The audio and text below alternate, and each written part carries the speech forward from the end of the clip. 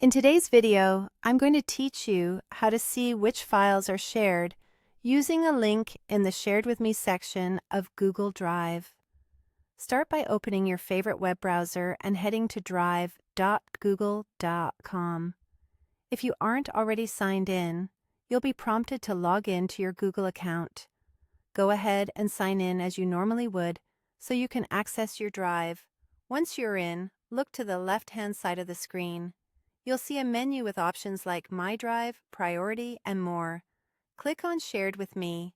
This section is a running feed of files and folders that other people have shared with you, either directly or broadly. It doesn't move anything into your personal drive.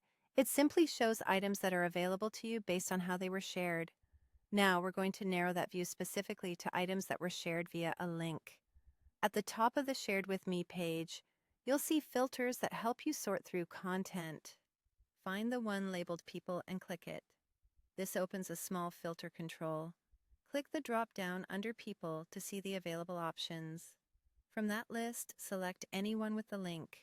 The moment you choose Anyone with the link, Google Drive will update the list to display only files and folders that are accessible through a shareable link. In other words, these are items that weren't shared just with specific individuals, but are open to anyone who has the link. This can be especially useful when you're trying to track down resources from newsletters, chat threads, or project documents that were circulated widely without adding specific email addresses. If the People filter isn't visible right away, try maximizing your browser window or making sure you're on the Shared with Me page rather than another section. The interface can shift slightly depending on your screen size, but the filter controls are always at the top of the view. Once the filter is applied, take a moment to review the results.